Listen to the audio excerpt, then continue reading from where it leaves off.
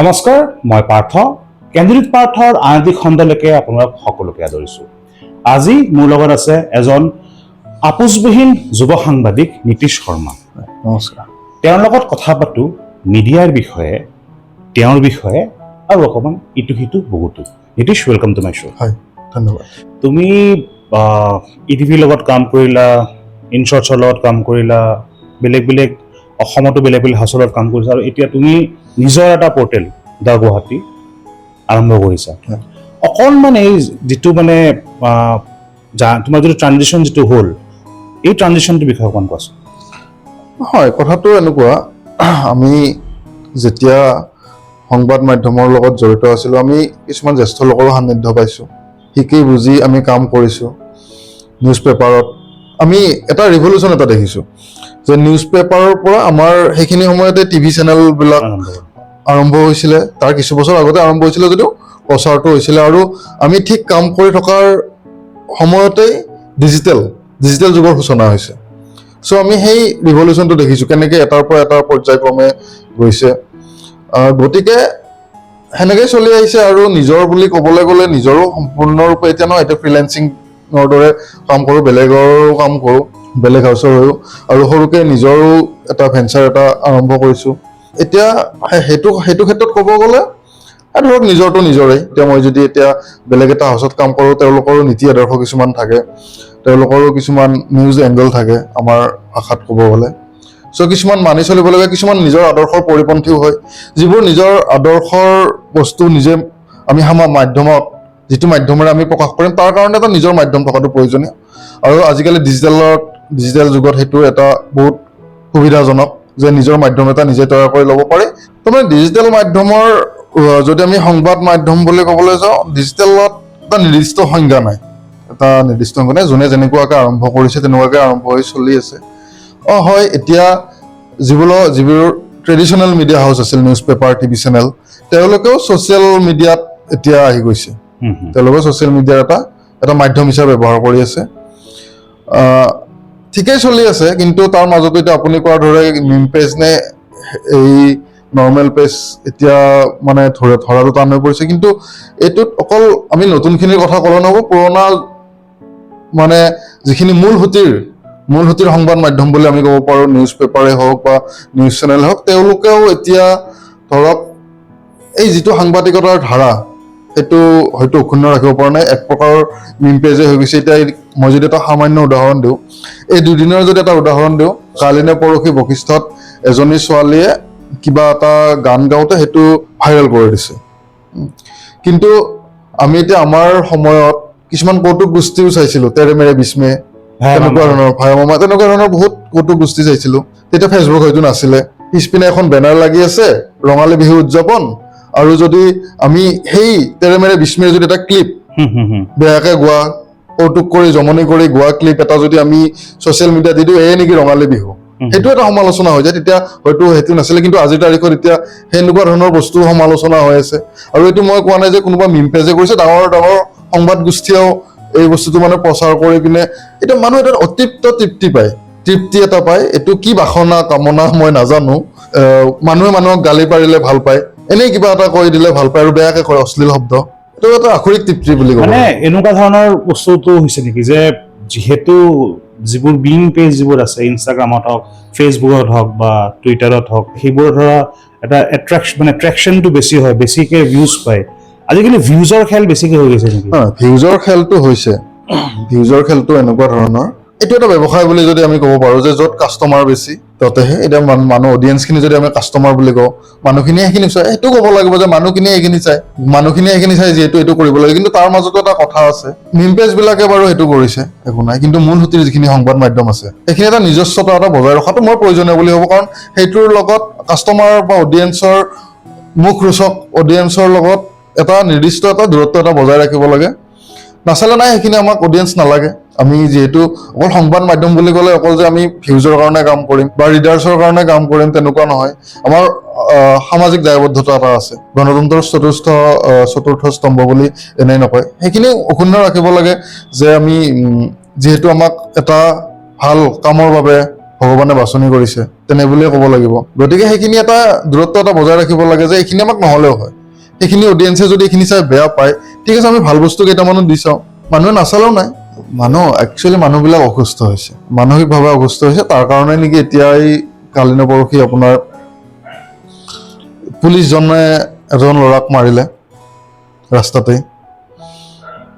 আকৌ জঁটিয়াত এটা কিবা গাখীৰ চুৰ কৰাৰ কাৰণে নেকি এটা ল'ৰাক একদম পাব্লিকে মৰিয়াই মৰিয়াই মাৰিলে, তাৰো ভিডিঅ' আমি পাইছো। হৈ থাকে এইবিলাক, মানুহবিলাক একদম অসহিষ্ণু আৰু অসুস্থ হৈ গৈছে মানসিকভাৱে, আৰু সোনকালে সোনকালে খং উঠে, সোনকালে সোনকালে কাজিয়া কৰে মানুহৰ লগত। গতিকে আৰু সেইবোৰ চাই মানুহে গালি পাৰি ভাল পায়, এতিয়া আপুনি ফেচবুকত যদি আপুনি এতিয়া এপাক নাচি দিয়ে, আপোনাক গালি পাৰিবলৈ চাব। এজনে গালি দিব, আৰু আপোনাক দুজনে গালি দিব, তিনিজনে গালি দিব, সেনেকৈ গালি দিব। ছ'চিয়েল মিডিয়াত যিবোৰ কণ্টেণ্ট দিয়া যায়, ছ'চিয়েল মিডিয়া এটা কমপ্লিটলি বেলেগ বস্তু। তাতে যিবোৰ কণ্টেণ্ট দিয়া যায় সেইবোৰ ধৰা অকল ছ'চিয়েল মিডিয়াৰ কাৰণেই দিয়া যায়। কিন্তু ছ'চিয়েল মিডিয়াত কিবা এটা কণ্টেণ্ট ভাইৰেল হ'ল বুলি সেইটোক লৈ পেলাই তুমি কোৱাৰ দৰে যে ডাঙৰ ডাঙৰ মিডিয়া হাউচবোৰে সেইবোৰক লৈ যেতিয়া নিউজ বনাব, টক শ্ব'জ কৰিব বা এটা বুলেটিন বনাব, সেইবোৰ কৰিলে সেই হাউচবোৰৰ গ্ৰহণযোগ্যতা ক'ত থাকে? এইটো এটা বহুত ডাঙৰ প্ৰশ্ন। এইটো বহুত গোটেই বিশ্বৰে, অকল অসমত বুলি নহয়, গোটেই বিশ্বতে এইটো এটা ডাঙৰ এটা কনচেপ্ট।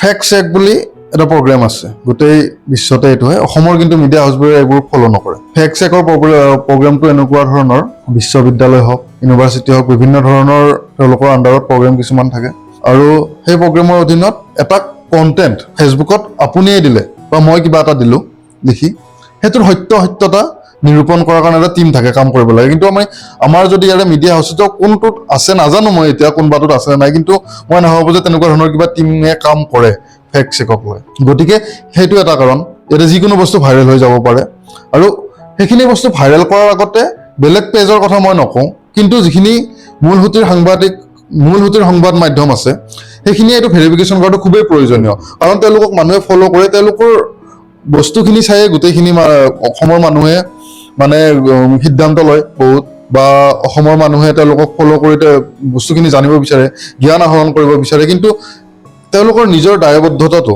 যিখিনি নিজৰ দায়বদ্ধতা আছে সমাজৰ প্ৰতি, অসমৰ ৰাইজৰ প্ৰতি, সেইখিনি কিন্তু আজিৰ তাৰিখত মই সুচাৰুৰূপে পালন কৰাত ব্যৰ্থ হোৱা দেখা পাইছোঁ। এইটো এটা, ময়ো ব্যৰ্থ। যদি গোটেইখিনি অকল মোৰ সেইটোত ইয়াৰ কাৰণে মই ইয়াৰ ব্যতিক্ৰম নহয়, ময়ো এইখিনি কৰিব পৰা নাই, অসমৰ ৰাইজক সেই যিখিনি প্ৰয়োজনীয় বস্তু সেইখিনি দিব পৰা নাই। মই যদি ক'বলৈ যাওঁ, আমাৰ সংবাদ মাধ্যমত, অসমৰ যিখিনি সংবাদ মাধ্যম আছে, যিখিনিক মানুহে বিশ্বাস কৰে, সেইখিনি এটলিষ্ট সেইখিনি অক্ষুণ্ণ ৰাখিব লাগে, যে বস্তু এটা পালেই দি দিব নালাগে। কাৰণ সেইটো বস্তু কাৰোবাৰ, কোনোবা এটা মানুহৰ, কোনোবা দুটা মানুহৰ, এটা পৰিয়াল, এখন গাঁও, এখন সমাজক কিন্তু ক্ষতি কৰিব পাৰে। সেইটো বুলি নহয়, বেলেগ কোনো ক্ষেত্ৰতেই ভেৰিফিকেশ্যন নকৰাকৈ এটা বাতৰি কৰাৰ মূলসুঁতিৰ সংবাদ মাধ্যমৰ এইটো কোনো কামেই নহয়। এতিয়া সেইকাৰণে কেইদিনমান আগতে এজন জ্যেষ্ঠ সাংবাদিক গৌতম শৰ্মা প্ৰেছ ক্লাবত এটা অনুষ্ঠানত কৈছিলে যে তেওঁ যেতিয়া সাংবাদিকতা কৰিছিলে, তেওঁক শিকাবলৈ মানুহ আছিলে, তেওঁক বুজাই দিবলৈ তেওঁ আদৰ্শৰ মানুহ আছিলে, আদৰ্শ গ্ৰহণ কৰিব পৰা। তেওঁৰ সময়ত তেওঁ যেতিয়া আৰম্ভণি কৰিছিলে সাংবাদিকতা, তেতিয়া তেওঁ মানুহ আছিলে, ছিনিয়ৰ মানুহ আছিলে। কিন্তু আজিৰ তাৰিখত যিয়ে সাংবাদিকতা আৰম্ভ কৰে, তেওঁৰ ওচৰত আদৰ্শ ব্যক্তি নাই। তেওঁ যিটো কথা কৈছিলে একদম সত্য কথা, আজিৰ তাৰিখত আদৰ্শ ব্যক্তি নাই। তেওঁ নিজকো কৈছে সেই কথাটো, তেওঁ আদৰ্শ দিব পৰা নাই। গতিকে আজিৰ তাৰিখত আৰু বাণিজ্যিকৰণ হৈ গৈছে, আৰু বাণিজ্যিকীকৰণ হোৱাটো ভাল, বাণিজ্যিকীকৰণটো হোৱাটো ভাল, কিন্তু যিটো হৈছে এইটো একচুৱেলি প্ৰপাৰ বাণিজ্যিকীকৰণো নহয়।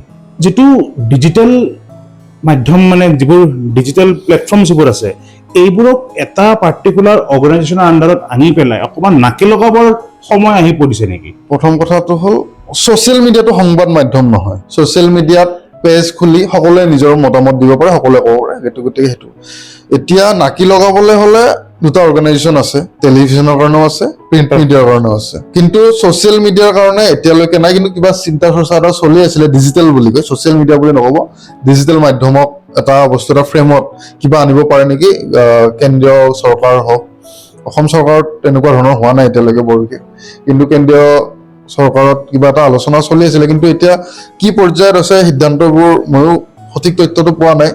কিন্তু বেলেগ পেজবোৰ ঠিকে আছে, কিন্তু নিউজ পেজ যিবোৰ আছে ছ'চিয়েল মিডিয়াত, নিউজ পেজখিনি কণ্ট্ৰল কৰাৰ কাৰণে কিবা এটা কৰিব লাগে, কাৰণ সেইখিনি মানুহৰ মাজত প্ৰভাৱ পেলায়। সেইখিনিৰ কাৰণে কিবা এটা নহয় কিবা এটাটো কৰিব লাগে। আজি কেইমাহমান আগতে অসমত খুব ভাইৰেল হৈছিলে দুজন মানুহ, চুমি আৰু বিশাল।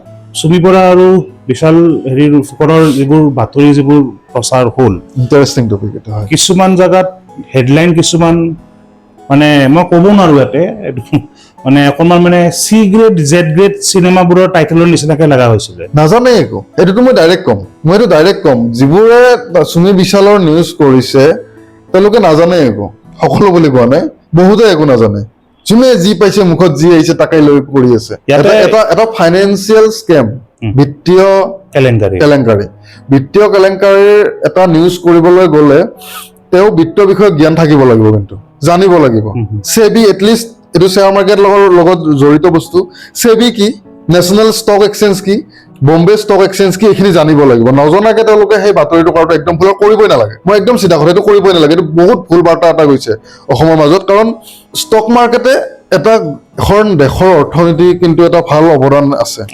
শ্বেয়াৰ মাৰ্কেট, ষ্টক মাৰ্কেটৰ আছে। গতিকেতো একো ধৰণৰ সামান্যতম জ্ঞান নোহোৱাকৈ ষ্টক মাৰ্কেট কেলেংকাৰী এনেকুৱা নজনা মানুহৰ ওচৰত গৈছে। কাৰোবাৰ চাপ'জ মোৰ এটা মিউচুৱেল ফাণ্ডত কিবা এটা পইচা এটা লাগি আছে, মই ভয় খাই যাম যে মোৰে কিবা হ'ব নেকি।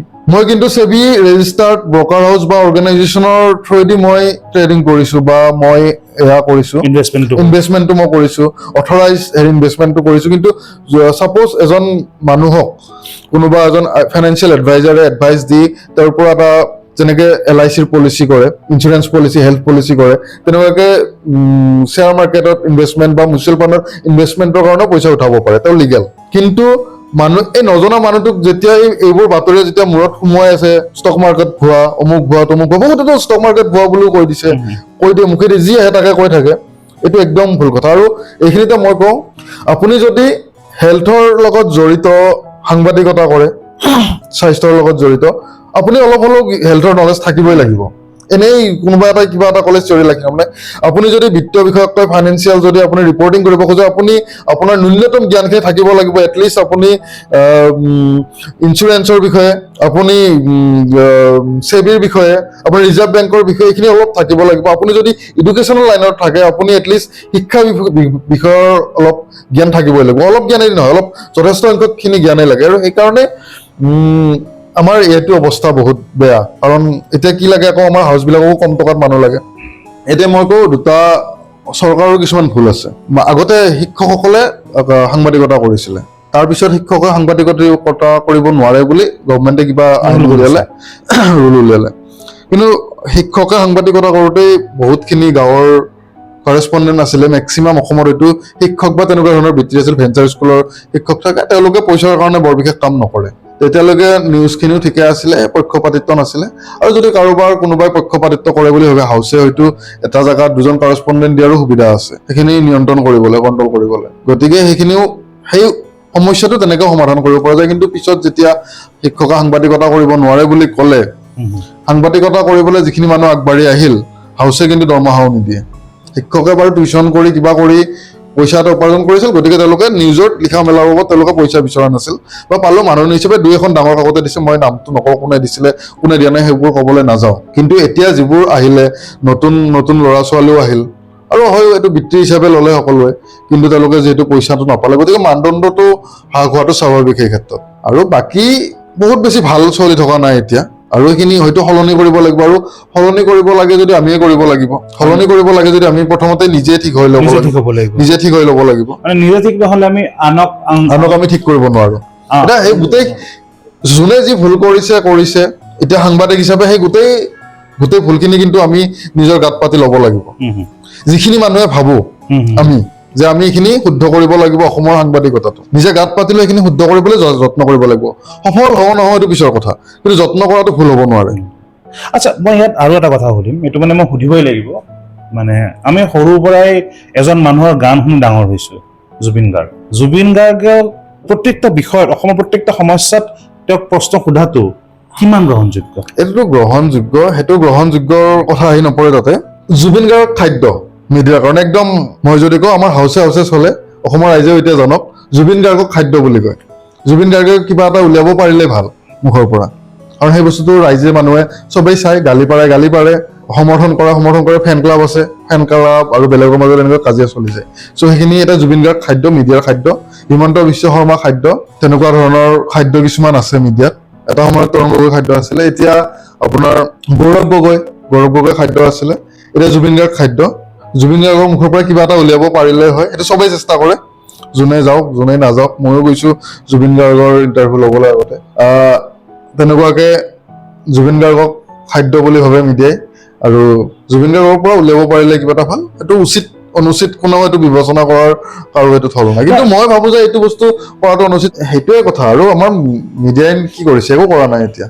সেইকাৰণে মানুহে গালি খাইছে। আগতেতো আমি যেতিয়া আৰম্ভ কৰিছিলো, সাংবাদিকতা আৰম্ভ কৰিছিলো, আমিতো গালি খোৱা নাছিলো।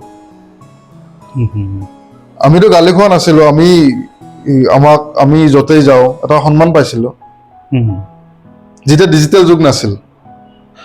যি কি নহওক, নীতিশ, তোমালোক আহিলা, মোৰ লগত কথা পাতিলা, অলপ অকণমান ইটো সিটো আনুষংগিক প্ৰাসংগিক সংগীত কিবা কিবি কথা পাতিলো, ভাল লাগিল। ধন্যবাদ।